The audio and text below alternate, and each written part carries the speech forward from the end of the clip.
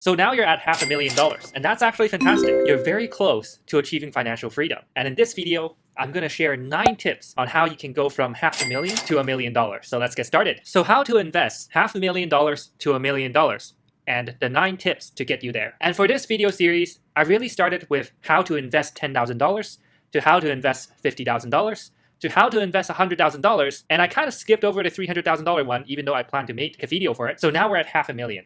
And before we dive into the 9 tips, let's talk about where you're at. I think $500,000 is a very exciting mark, and you're very close to the finish line.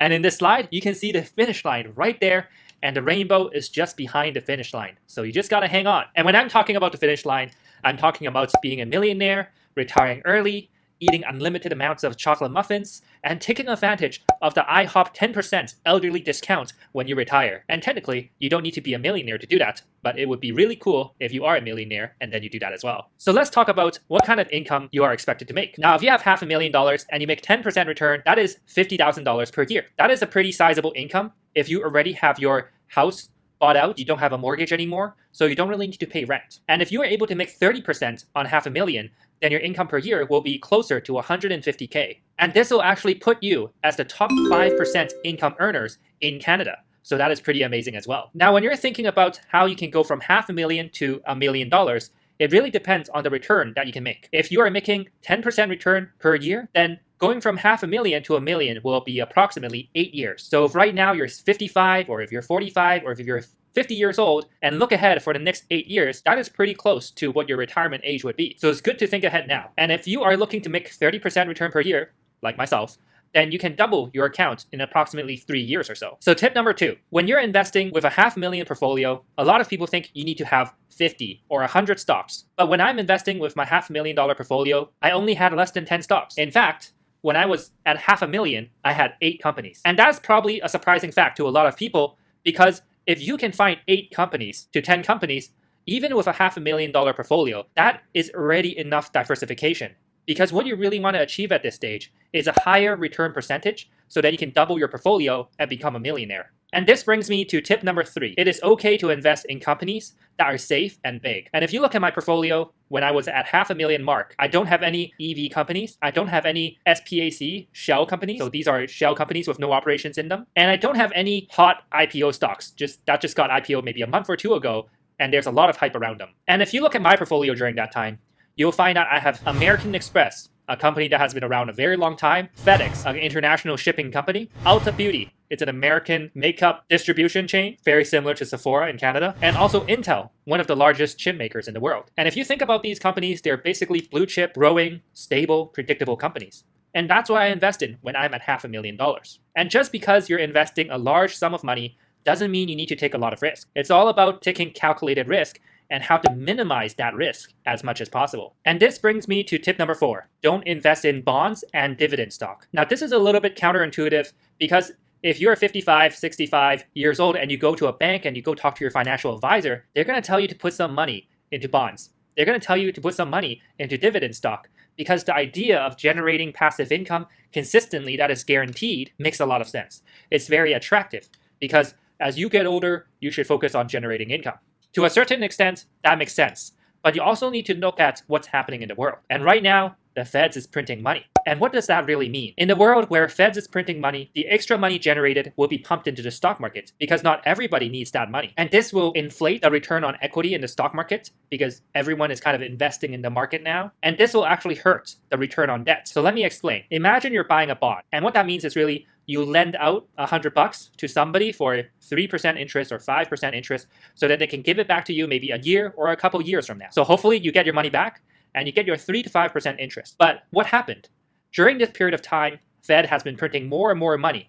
So the purchasing power of that $100 you get back, along with the $3 interest, has deteriorated over time. And that is really the problem of investing in bonds. As more and more money are being printed, you actually get more return by borrowing money, by using leverage, instead of letting other people use leverage on your money, which is buying a bond. And this is why Robert Kiyosaki keeps saying that if you are saving money and if you're not investing, you're stupid. Because inflation will decrease your purchasing power and basically put you as a disadvantage compared to everyone else that is investing in the markets, whether that is real estate or stocks. Now, I also mentioned that you shouldn't invest in dividend stocks. And when you're investing in dividend stocks, you're really looking for income. Maybe it's a quarterly dividend or a monthly dividend, and it sounds very good on paper. But when you think about what a dividend really is, you put money to buy a stock, so then you own a part of the company. And the company is giving you back money that you put in on a regular basis. I mean, if the company is a growing, thriving company, wouldn't they take that money and put it into research and development? If that company is growing and is expanding its market share, wouldn't they use that money to hire more staff? Why is the company giving you back dividend? And that's exactly the problem with dividend stocks. When you're buying a dividend stock, it means that the company is usually mature, they're very stable, which is good to a certain extent, but they're also giving you back the money you invested in. And the money that is being paid in dividend will end up reducing the stock price. So then you get taxed on your dividend income, and then later on, you will incur a capital loss if the company is not growing.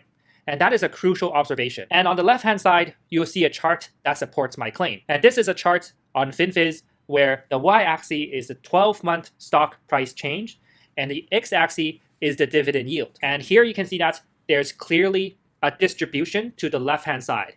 And what does that really mean? It means that, in layman terms, the higher the stock price increase, the lower the dividend. And the opposite is also true. The higher the dividend that is being paid out to investors, the lower the stock price will increase, and maybe sometimes decrease as well. And if you look at this chart very closely, 0% change in terms of stock price line is actually not at the bottom left corner. It's actually slightly above, and it's kind of 2/3 way down the chart. So that means there are some stocks in the market that pay such a high dividend that they have a decrease in stock price for the last 12 months. And that's exactly the problem with high dividend stocks. So if you are looking to grow your portfolio to $500,000 to $1 million, then focus on low dividend and high percentage gain stocks. And that will bring you to $1 million a lot faster than the other way around. Tip number 5, put some money aside for the market crash. As of the time I'm recording this video, the market is hot. There's a lot of hype going on around the EV market, which is fantastic.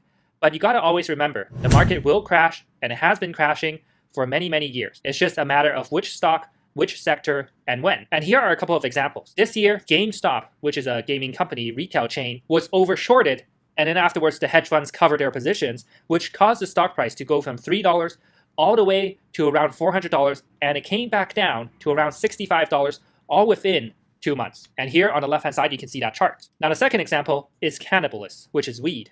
And here I got a chart of ACB. Back when it first got IPO'd, there was a lot of hype. People are buying into it. Of course, the company is losing money.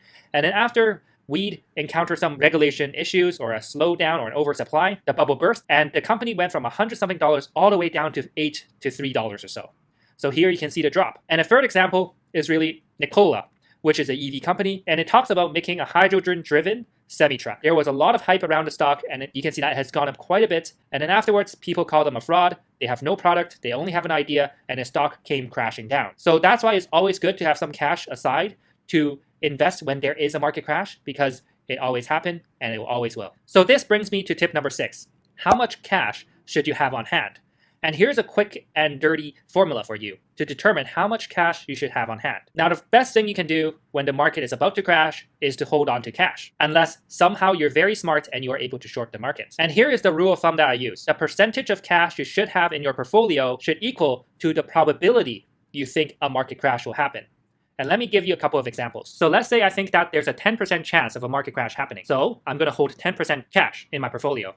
And that is quite reasonable. Let's say I think there's a 50% chance of a market crash happening. Then I'm going to hold 50% cash in my portfolio. So then I can average down it if I want to. And let's say I think there is a 100% chance a market crash is happening. Then I'm going to hold 100% cash in my portfolio. So this adjusts the amount of cash in your portfolio based on how likely you think a market crash will happen, which gives you the flexibility to invest in stocks even though you're a little bit scared of a market crash happening. And tip number 7.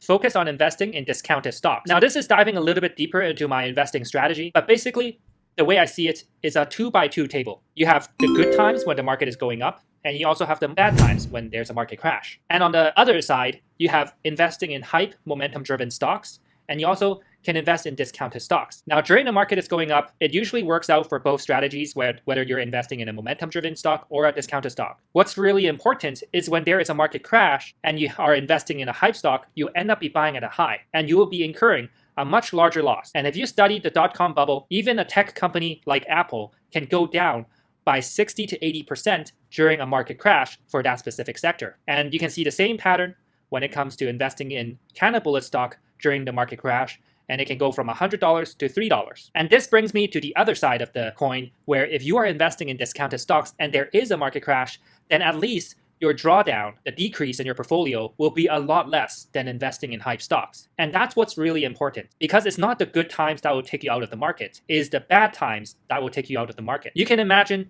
like you are sailing a ship on a sunny day, and the sea is calm, and whether your ship is good or bad, it will sail. But if you're sailing your ship on a rough sea and there's a leak in your ship, then you're gonna sink. And that's why I have such a strong focus on investing in discounted stocks, because I'm always prepared for the bad times. And tip number 8, focus on improving your skills. And one of the complaints I get a lot is that I couldn't find discounted stocks. For the last 5 years that I've been investing in the market, most people will claim that it is a bull market. And I have to say, even though it is one of the strongest bull markets in history, I continue to find discounted stocks that I can get in for a cheap price relatively. So this means that finding discounted stocks is a matter of skill, not the market. And there are 2,000 stocks on the New York Stock Exchange and another 2,000 stocks on NASDAQ. At any given point, there are going to be discounted opportunities if you just know where to look. And the final tip, number 9, is to subscribe to this channel. I know 96.4% of you guys are not subscribed yet. So if you want to receive further tips when I make my $1 million video, click the subscribe button. So when it comes to investing, my goal is really to make 30% a year. So in order for me to go from $500,000 to $1 million in portfolio, it would take approximately 3 years. Now in my case, I actually was saving money aggressively as well. So it took me less time than that to reach $1 million. But that will be for another video. So if you're interested in learning more about investing and how to have a successful strategy to grow your portfolio, then here are the 9 questions you need to answer to become a successful investor, especially if you want to aim for 30% return. For example, what's your stock selection process? What is your risk management process? What is your portfolio management process? What is your entry and exit strategy? And how do you deal with a market crash? And how do you reduce capital gain taxes when you make money? And this one is especially important because you're planning to make $500,000 in a couple of years or in the next 8 years. And if you're able to save your taxes on that, it's going to be a huge help in terms of your growth and how quickly you become a millionaire. So if you want me to take a look at your strategy, then you can email your detailed response at eric@5minuteinvesting.com, and I'll take a look and maybe we'll hop on a call to discuss it as well. And if you're interested in how I invest as a long-term investor, then you can grab the free 4-hour training in the description below. So it is the first link, and it is perfect for you if you are a full-time professional with no financial background and you want to manage your own portfolio with confidence, and you want to target something like 30% a year. So the link is 5minuteinvesting.com/free case study.